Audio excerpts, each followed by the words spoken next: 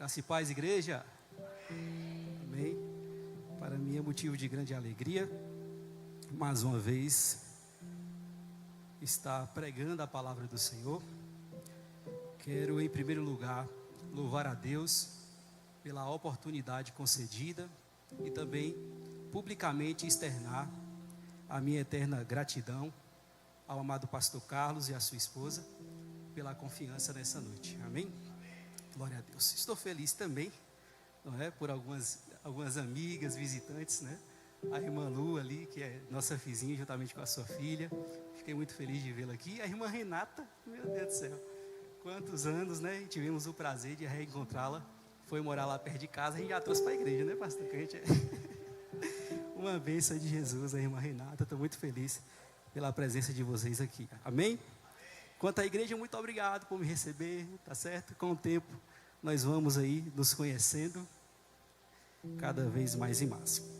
Quero convidar você, sem mais delongas, a abrir a vossa Bíblia no livro histórico de Josué, capítulo de número 1.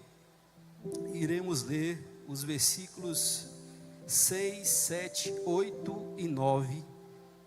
Glória a Deus, versículos que iremos utilizar como texto base da nossa ministração nessa noite.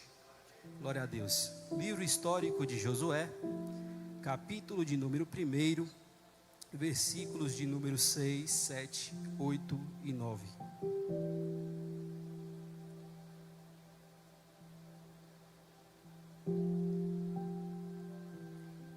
Amém? De acordo com o que você foi encontrando, se coloque sobre seus pés, amém? Como de costume da igreja, em reverência à leitura da palavra do Senhor. Glória a Deus. Quem encontrou, diga amém. Leamos o texto bíblico que diz assim: Sê forte e corajoso, porque tu farás este povo herdar a terra, que sob juramento prometi dar a seus pais. Tão somente ser forte e muito corajoso, para teres o cuidado de fazer segundo toda a lei que meu servo Moisés te ordenou. Dela não te desvies nem para a direita e nem para a esquerda, para que seja bem sucedido por onde quer que andares.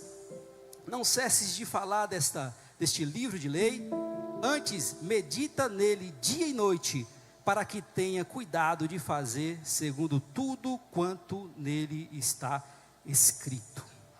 Então farás prosperar o teu caminho e serás bem sucedido.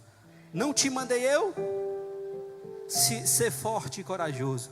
Não temas, nem te espante, porque o Senhor teu Deus é contigo por onde quer que andares. Amém? Fala para o seu irmão: o Senhor teu Deus é contigo por onde quer que andares. De pé ainda oremos. Senhor Deus Todo-Poderoso, graça te damos, ó Pai, por essa noite, Senhor. Te louvamos por tudo, Senhor Deus Pai, que já foi realizado neste culto. Te louvamos pela presença do Seu Espírito, que se manifestou em nossas vidas, enquanto entoávamos louvores ao Senhor, meu Pai. Meu Deus Todo-Poderoso, te louvamos porque és santo, porque és Rei dos Reis, Senhor dos Senhores, porque és o Alfa e o Ômega, o princípio e o fim, porque és o onisciente, Senhor Deus Pai Todo-Poderoso, porque és nosso Deus, nosso Rei. Te louvamos, meu Pai, porque és o nosso Salvador, ó Pai. E pedimos ao Senhor nessa noite, ó Pai, que o Senhor possa vir falar conosco, meu Deus Todo-Poderoso, que nós possamos nessa noite sair da dimensão humana, e que nós possamos adentrar, Senhor Deus Pai, na dimensão espiritual, e nessa dimensão que o Senhor possa, meu Deus, nos contar segredos da sua palavra, como o Senhor ensinava em particular os seus discípulos, ó Pai.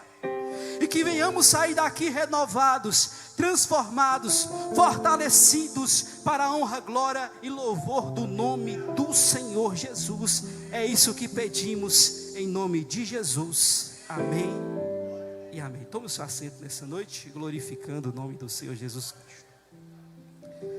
Glória a Deus. Para entendermos melhor o texto que nessa noite acabamos de fazer menção, eu quero te convidar a recordar comigo o contexto histórico e cultural também dessa história. Pois bem, a história que acabamos de ler relata a história de Josué. A princípio, neste capítulo, o Senhor está encorajando e instruindo Josué para que ele viesse obter vitória na sua trajetória em direção à terra de Canaã. Mas se voltarmos um pouco à história, nós iremos ver que essa trajetória, essa travessia do povo de Israel, de sair do Egito para entrar na terra prometida, inicia-se na história de Moisés. Pois bem, todos nós, quando vamos analisar a história, nós iremos ver que por cerca de 430 anos, o povo de Deus, o povo de Israel, esteve no Egito. Depois de alguns anos, depois do falecimento de José, o faraó que surgiu começou então a escravizar o povo de Deus, com uma certa inveja, porque via que eles estavam crescendo em números de pessoas. Então, o Senhor que é fiel com o seu povo, não é? O Senhor que cuida e guarda do seu povo e que é fiel e zela pelas suas promessas, ele decide levantar Moisés. Todos conhecem a história do projeto, do processo de transformação de Moisés. Então, Deus, depois de passar Moisés por um processo de transformação interior e psicológica, após capacitar Moisés para liderar, o Senhor levanta Moisés de uma forma extraordinária. Se nós formos analisar o contexto do Velho Testamento e procurar um personagem que foi extremamente íntimo e usado por Deus, com certeza em destaque estará a figura de Moisés, o homem que aconteceu milagres extraordinários na sua vida. Deus levanta Moisés, Deus milagrosamente mostra a sua autoridade através de milagres, e Moisés então começa a liderar o povo em direção à terra prometida. Como todos nós conhecemos a história, porque é uma história que foi narrada em inúmeros filmes e até novelas, não é? O Senhor, quando quer tirar o povo do Egito, Faraó começa a endurecer o seu coração, não é isso? Constantemente você vai ver, quando a Bíblia Sagrada está contando a história de Moisés, que Deus endureceu o coração de Faraó, não é? Quando eu li a Bíblia pela primeira vez na minha vida, eu achava isso interessante, eu questionava o Senhor, porque eu sou meio questionador, meus irmãos. Eu virava para o Senhor e falava: mas Senhor, não podia o Senhor amolecer o coração de Faraó logo, e na primeira praga, Faraó ter o coração mole e libertar o seu povo? Porque o Senhor endurecia o coração de Faraó? Por que, Senhor? Você já parou para questionar isso? Já parou para perguntar isso ao texto bíblico? Senhor, por que o Senhor endurecia o coração de Faraó? Eu perguntava isso, não é? E o Senhor começou a me ensinar através do estudo, da busca, não é? O Senhor começou a me ensinar. Cada praga que o Senhor enviou sobre o povo do Egito tinha um propósito de Deus. Se você parar para analisar, esse povo que estava escravo no Egito, o povo de Israel, eles cresceram ali, sim ou não? Foi um povo que nasceu ali, que na sua infância estava ali, na sua juventude estava ali, e quando adulto estava ali. Um sábio já disse que o homem é produto do meio em que... Já ouviu isso? Isso é sábio de dizer, sim ou não? O homem é produto do meio que vive. O meio que o povo de Israel estava inserido era um meio politeísta. O que é um meio politeísta, pastor? É um meio onde que as pessoas não adoram um único Deus, mas adoram a vários. Cada praga que Deus envia com a intenção de humilhar um dos deuses do Egito. Você sabia disso? A primeira praga que vamos ver na Bíblia Sagrada que Deus envia foi quando Deus transformou a água em sangue. Essa não foi a primeira praga? De acordo com a religião do povo do Egito, existia um Deus, que era o Deus do rio Nilo. Aqui nós adoramos o Deus do rio Nilo. Aqui nós adoramos o Deus do rio Nilo. Deus faz o quê? Transforma a água do rio Nilo em sangue, dizendo para o povo de Israel e para o povo do Egito: o Deus aqui sou eu. Quem manda aqui sou eu faço o que eu quero, da forma que eu quero, quando eu quero, porque eu tenho todo o poder. Aí Faraó endurece o coração novamente. Deus então envia a praga das rãs. Não vamos falar de todas as pragas, que acho que já seria outra pregação já, né? Deus envia as pragas das rãs. De acordo com a religião politeísta do povo do Egito, existia uma deusa chamada de deusa da fertilidade, que a imagem que eles esculpiam dessa deusa tinha uma cabeça de rã. Quando Deus envia a praga das rãs, Ele também está destruindo com a cultura religiosa da deusa das rãs. E falando, quem manda nas rãs sou eu, quem manda nos gafanhotos sou eu, quem manda nos piolhos, no céu, na terra, em todos os cantos sou eu, e acabou.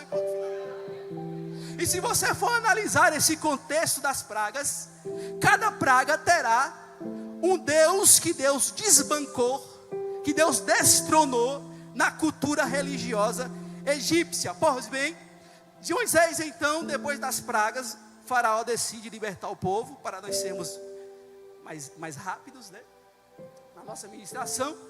Glória a Deus. Faraó decide liberar o povo. Todos conhecem a história. Moisés vai em direção ao mar, não é isso? Quando chega diante do mar, o povo de Faraó e seus cavaleiros, seu exército, fala: rapaz, nós estamos errados. Libertamos esse povo para quê? Perdemos a nossa mão de obra, perdemos os nossos escravos, vamos atrás deles, vamos pegar eles. Amém? Quando Moisés chega diante do mar, irmãos, isso aí eu acho tremendo, isso maravilhoso da palavra de Deus. Quando Moisés chega diante do mar, Moisés está diante de um mar, de uma impossibilidade grandiosa, irmãos. Lembrando que aquele povo era escravo. Escravo tem barco? Escravo, né, contemporaneizando, tem jet ski.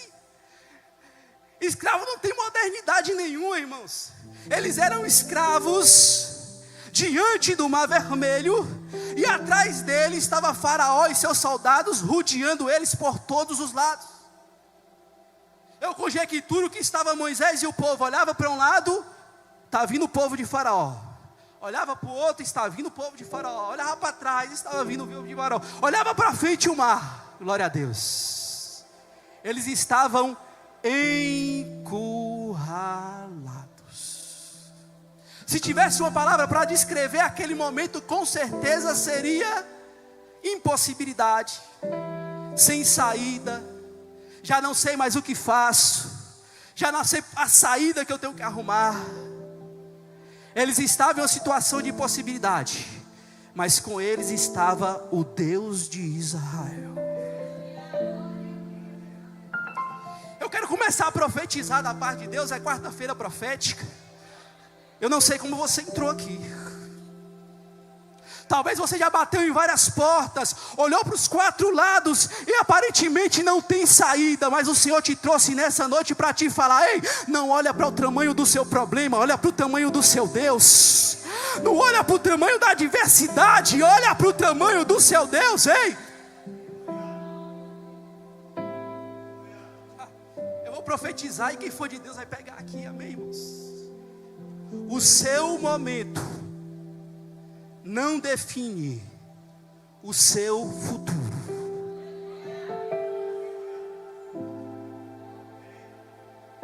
Se Ele falou que vai fazer, você tem uma promessa sobre você, não se preocupe, Ele vai dar o jeito dele, mas Ele vai fazer.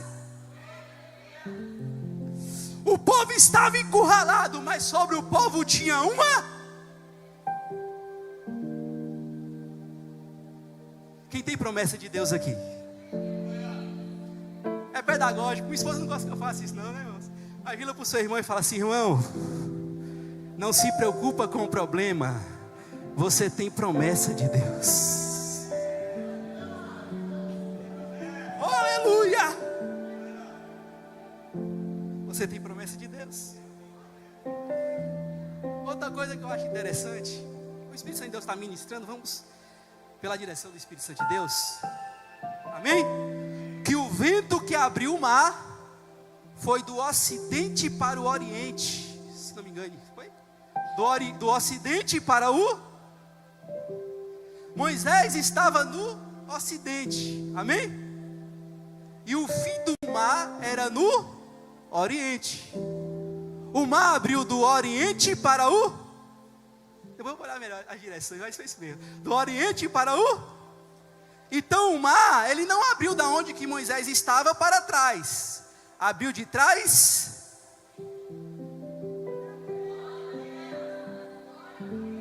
O que você quer dizer com isso, pastor? Eu conjecturo, irmãos, que enquanto Moisés estava diante do mar, falando, Senhor, abra o mar, ele estava olhando e nada estava acontecendo, porque o mar é grande, sim ou não? O mar é grande? Começou a abrir de trás para frente, o mar é? Moisés, com as mãos estendidas, segundo a orientação de Deus. Deus me orientou a suspender as mãos, vamos suspender as mãos. Aí Moisés olha para um lado, olha para o outro, e o mar, do mesmo jeito. Mas se Moisés pudesse ir no fim do mar, o mar já estava. Quarta-feira profética, irmãos. Eu vou profetizar em sua vida novamente. O que você quer profetizar, pastor? Você orou, você seguiu a direção de Deus, você olhou e aparentemente não está acontecendo nada. Mas o Senhor manda eu te dizer nessa noite que o mar já está se abrindo, só você que não está enxergando.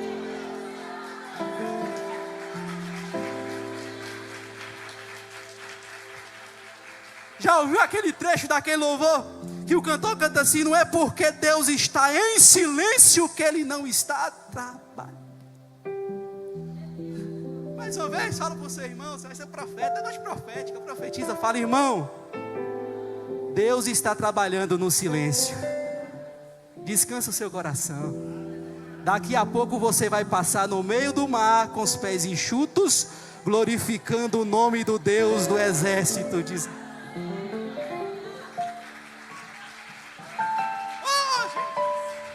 Estou sentindo a presença do Espírito Santo de Deus.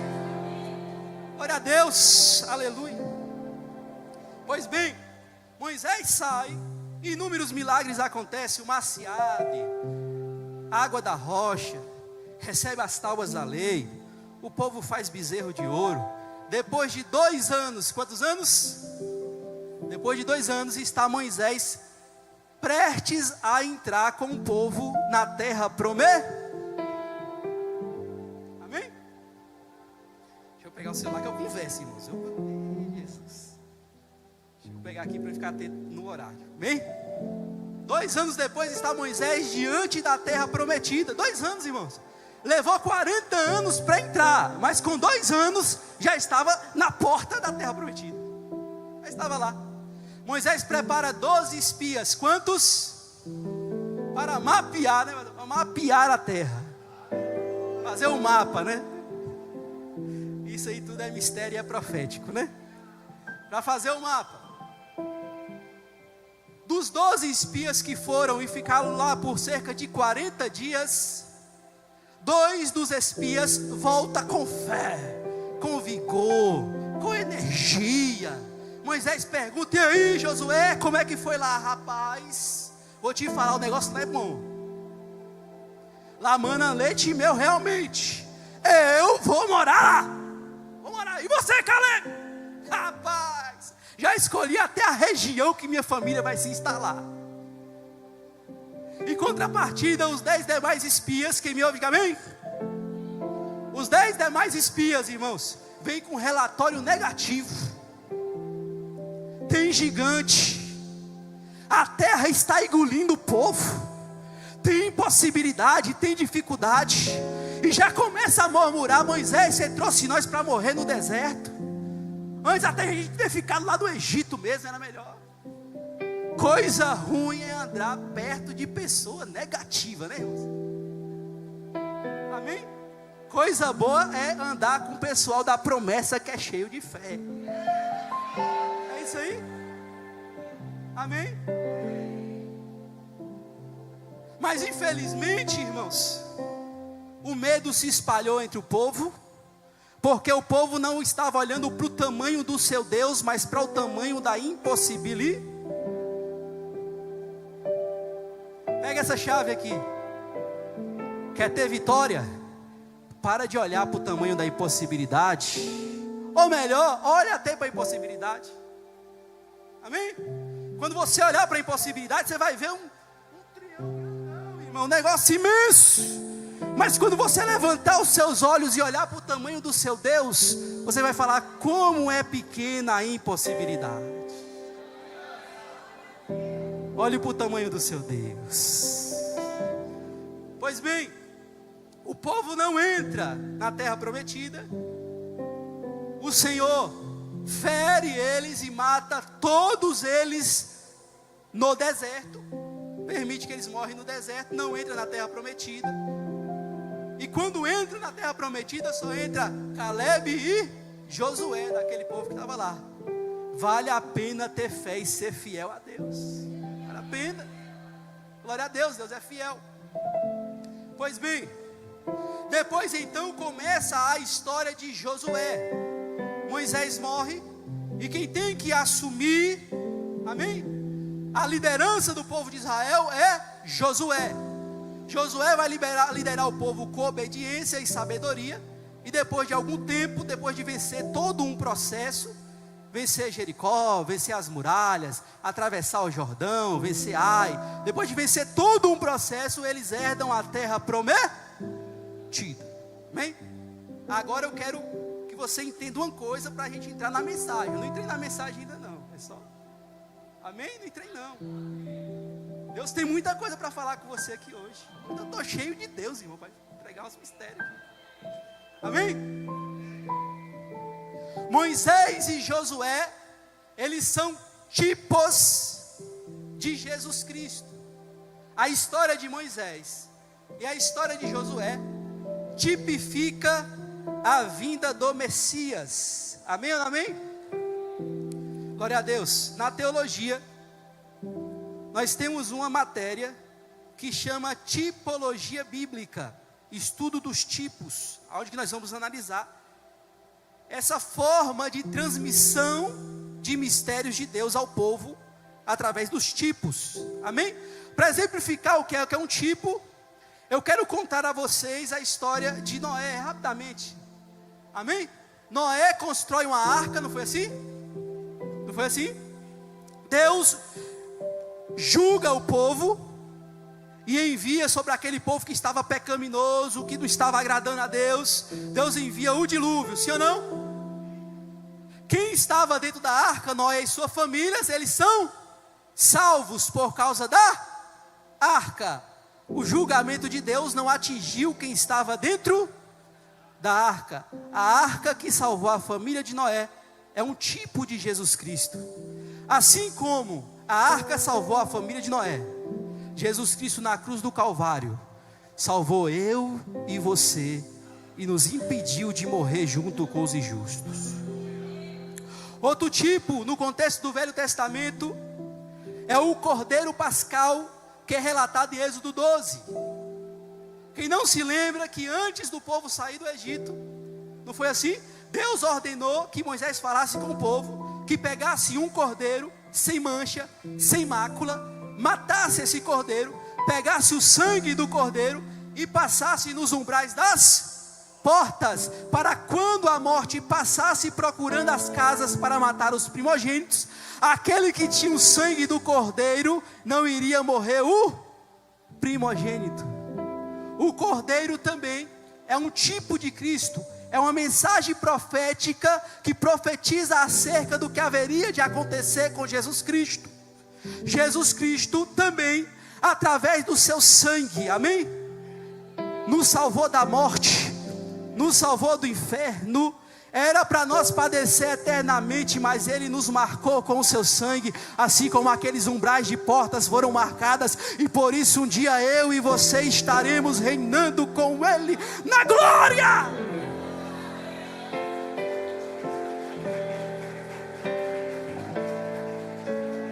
Pegou mais ou menos o que é tipo? É um simbolismo por trás, não é simbolismo, tipo e simbolismo é duas coisas, mas é mais ou menos um simbolismo por trás da história. Moisés, se você for analisar, antes de Jesus Cristo vir à terra, houve um período chamado de período de 400 anos de silêncio. Já ouviu falar disso? Amém? Do último profeta até João Batista, não se levantou nenhum profeta, e esse tempo levou 400 anos. Hoje não, nós temos acesso à graça, nós temos acesso ao poder de Deus, nós temos acesso à intimidade com o Espírito, mas no contexto do Velho Testamento, só 3 classes de pessoas tinham acesso ao Espírito, amém? Reis, profetas e sacerdotes. Durante o período de 400 anos de silêncio, não foi levantado nenhum homem profetizando em nome do Senhor. Eu sei que a igreja tem como livro apócrifo, não é? É um livro apócrifo de fato, 1º e 2º Macabeus. Mas se você ler 1º e 2º Macabeus, você vai ver o contexto histórico das atrocidades que aconteceu no período de 400 anos de silêncio. Amém? Depois de 400 anos de silêncio vem Jesus. Depois de 400 anos do povo no Egito, vem Moisés como libertar. Quem não se lembra que quando Moisés ia nascer, qual foi o decreto que colocaram? Toda criança que tiver abaixo de X anos será. Quando Jesus Cristo foi nascer, qual foi o decreto que colocaram? Toda criança que tiver abaixo de X anos será. Assim como Moisés milagrosamente tirou o povo do Egito em direção à terra prometida, Jesus Cristo morreu na cruz do Calvário e nos tirou da mão da morte e da condenação eterna. Moisés é um tipo de Jesus, e Josué é um tipo do Espírito Santo, é uma profecia acerca do Espírito Santo. Quando Moisés morre, quem dá continuidade na obra?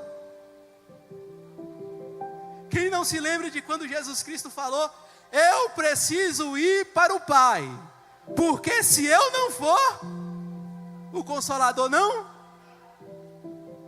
Amém? Com a morte de Jesus, a atuação agora é do Espírito. Com a morte de Moisés, a atuação agora é. Moisés tirou o povo da terra do Egito, e Josué conduziu o povo sabiamente para a terra da promessa. Primeira característica de Josué, que é uma característica também peculiar do Espírito Santo: ele é o nosso guia. Amém? E aqui eu quero entrar um pouco no texto que acabamos de ler, especificamente no versículo de número 7.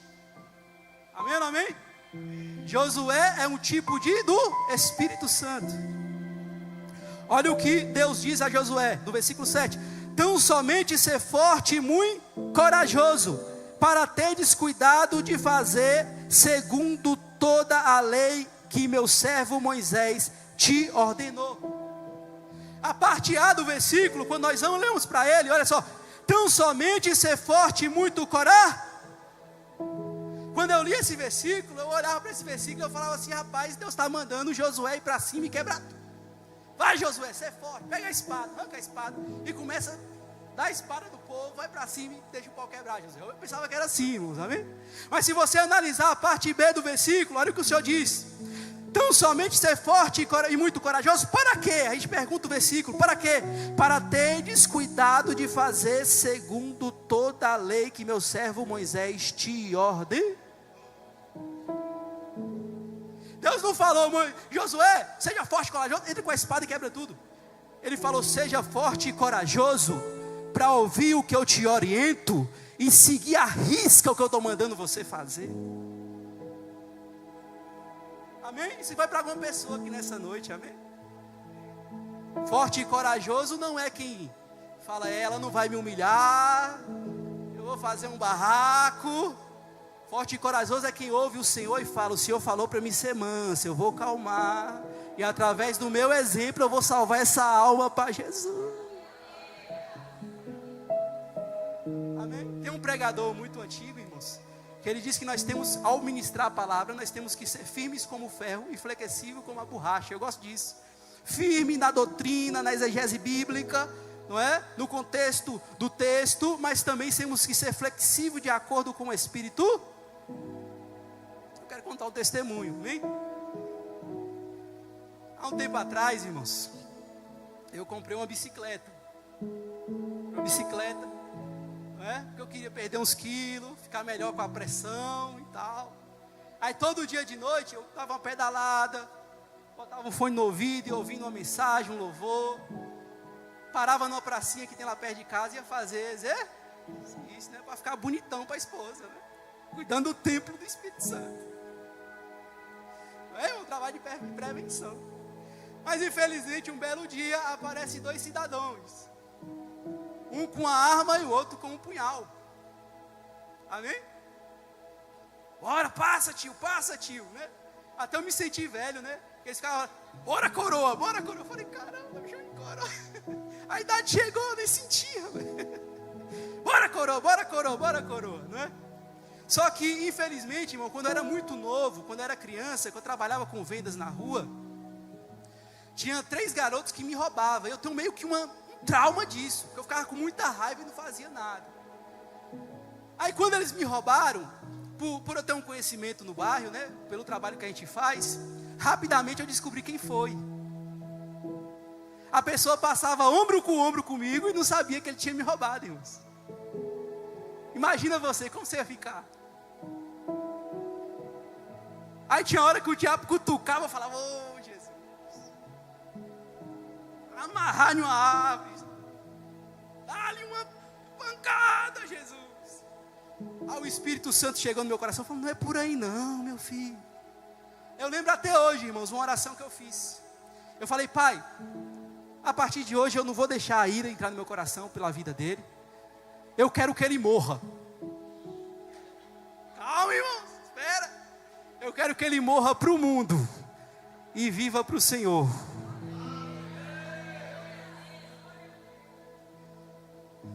Semana passada chegaram lá em casa e mostraram um vídeo para minha esposa.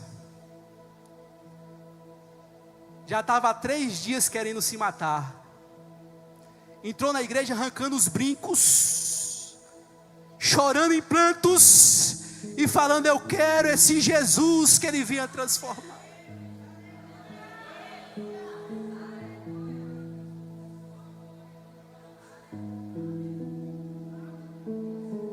Josué, não é para ir quebrando tudo não, Josué.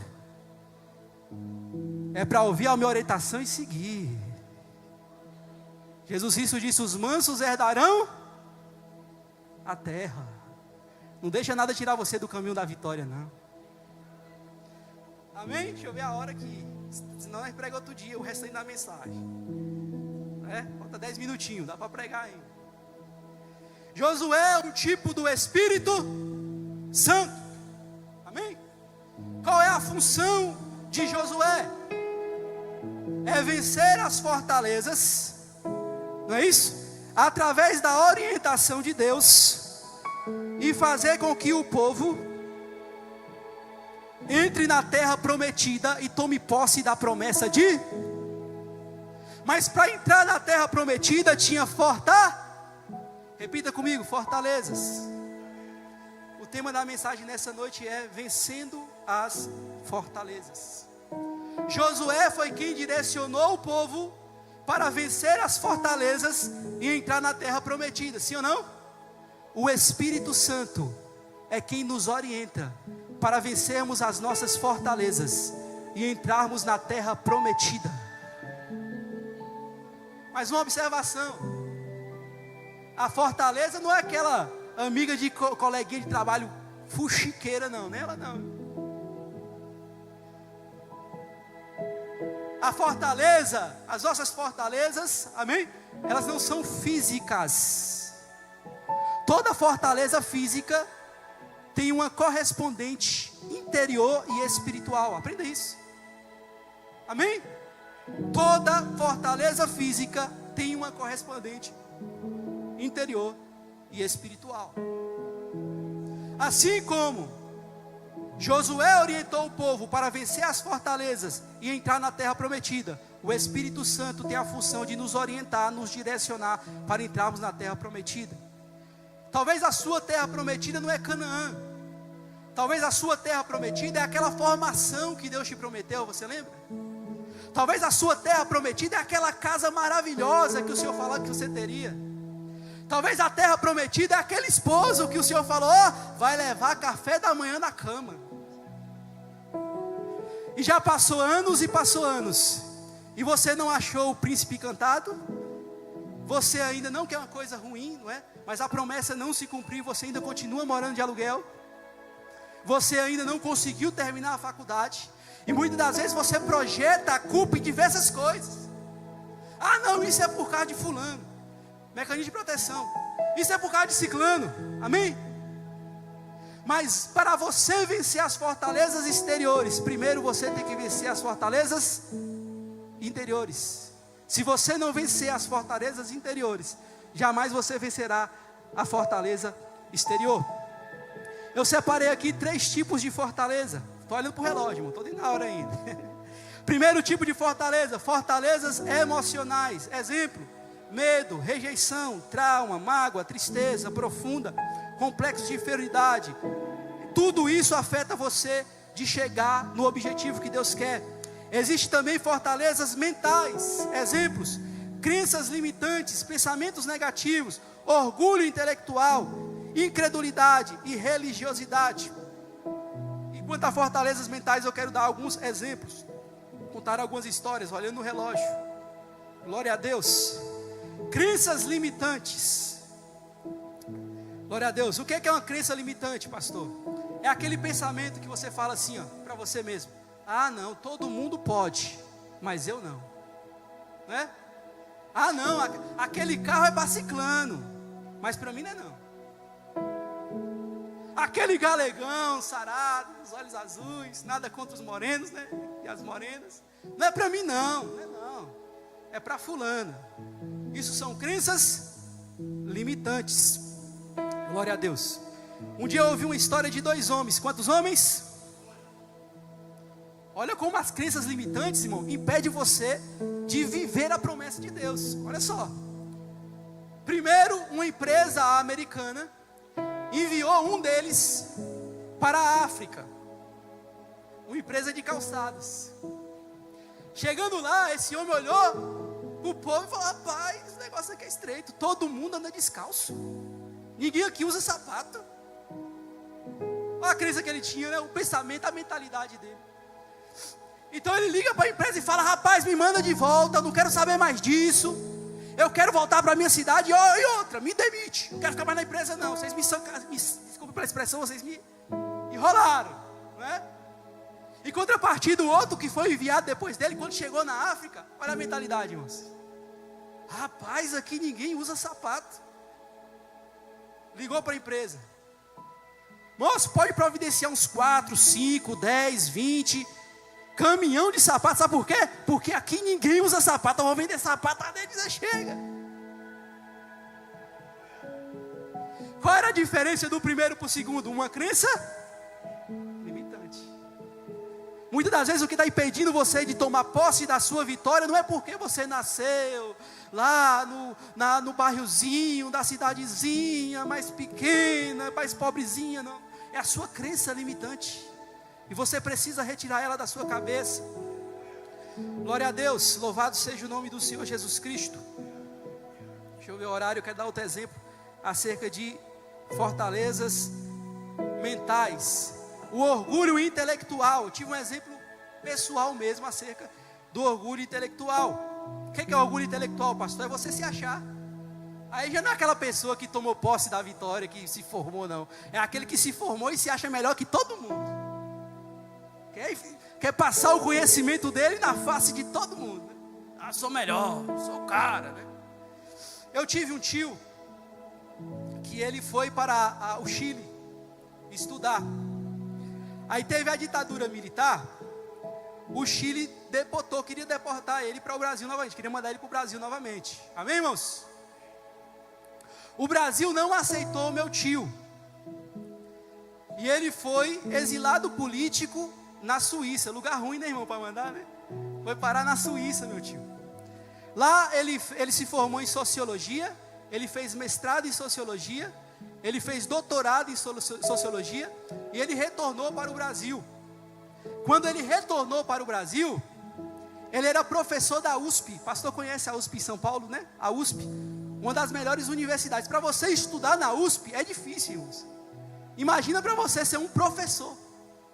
Só para você ter noção da capacidade, né, de formação intelectual que ele tinha. Só que ele era um cara que era muito orgulhoso, prepotente, arrogante. Ele chegava num canto, ele queria impor as ideias dele, não respeitava a cultura da pessoa, não respeitava o nível de formação da pessoa, não é? Então ele voltou para a nossa cidade natal e ele decidiu: eu vou escrever uns livros. O primeiro livro que ele escreveu foi sobre o Partido Verde. E o segundo livro que ele escreveu, ele foi para religiões de descendência afro, né? E começou a estudar essas religiões e escreveu um livro. Só que ele começou a surtar, porque ele não suportava as pessoas. E ele começou a se trancar dentro de casa. Um cara que era para ter um futuro brilhante, irmãos. Adoeceu, ficava sozinho, ninguém ia visitar ele, não tinha família, não tinha esposa, não tinha trabalho. A única pessoa que ia visitar ele era meu pai. O único. Para você ver o que o orgulho intelectual pode fazer com a pessoa. Pode fazer com que pessoas que eram para ter um futuro brilhante tenham um futuro fracassado. E nos últimos dias da vida, uma pessoa que andou dentro das religiões afrodescendentes, né, irmãos? Estudou a fundo, escreveu um livro, né? Era difícil meu pai evangelizar ele. Meu pai, ele é pastor há 20 anos, mas ele não desistiu. Amém? E aqui vai uma palavra de Deus para você. Sabe aquele parente seu que você está quase abrindo mão? Não desista. Continua perseverando por aquela alma, porque o Senhor, aleluia, é quarta-feira profética. Se você quer tomar posse, levanta a sua mão e toma posse. O Senhor vai libertar. Eu profetizo em nome do Senhor Jesus Cristo. Ah, pastor, mas você não sabe, é torto, é assim, é assado, irmão.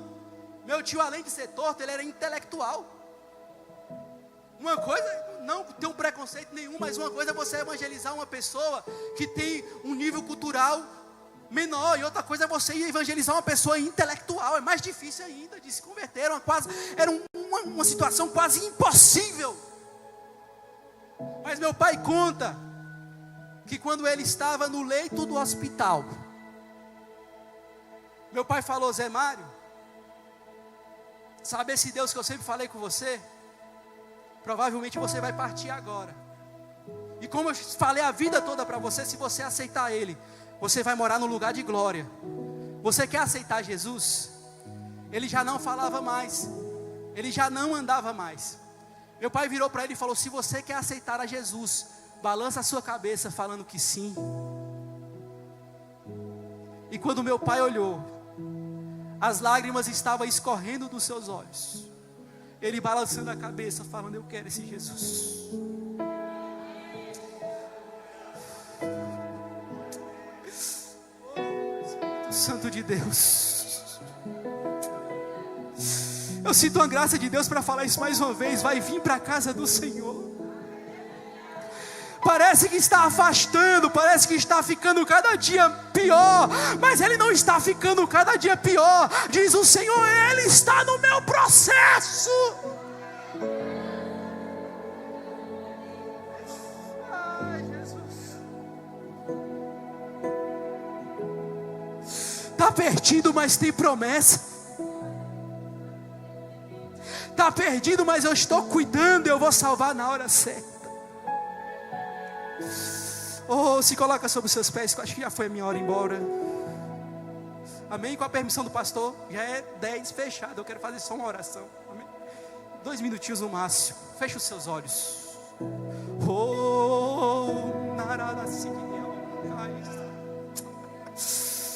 Oh, Espírito Santo, há uma glória de Deus aqui, irmãos.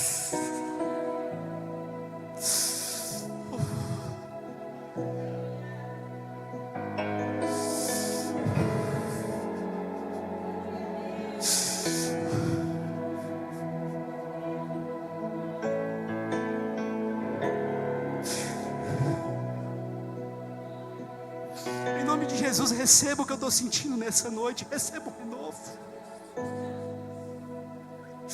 Você que fala em línguas já faz tempo, deixa Deus te usar nessa noite.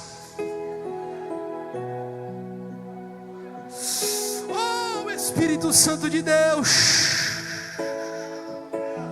Ele não precisa de barulho para operar. Ele opera no silêncio também. Ele está aqui, ó. Xarabai, Esterebiou, de canta, e a subli de caia, sérvia, Xarabaraçoia, queia, darabara, sarabara, cantarabara, caixaia, canta.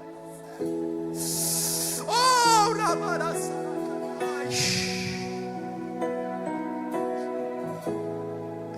Oh, meu Deus, essa pessoa que entrou aqui, Senhor, e que ele está vivendo uma vida, Senhor Deus Pai, de fracasso, mas tem promessas. que a partir de hoje, Senhor Deus Pai, ele venha voltar a ouvir a voz do Senhor como fez Josué, e começar a seguir a sua orientação para tomar posse da promessa, Senhor. Essa vida sentimental enrolada, em nome do Senhor, eu quero profetizar que hoje é o dia da falência dela, em nome de Jesus. Essa vida financeira, meu Pai, que quando pensa que vai, que quando pensa que está evoluindo, Senhor, ele volta para trás, Senhor, e cada vez fica mais difícil. Mas eu quero profetizar que hoje chegou o dia final desse fracasso, dessa escassez financeira. Ele vai prosperar porque a promessa do Senhor, ela vai prosperar porque a promessa do Senhor, meu Deus. Ora para subir de cantarabás. Espírito Santo. O ministério de louvor pode ficar à vontade. Glória a Deus, deixa Deus te usar.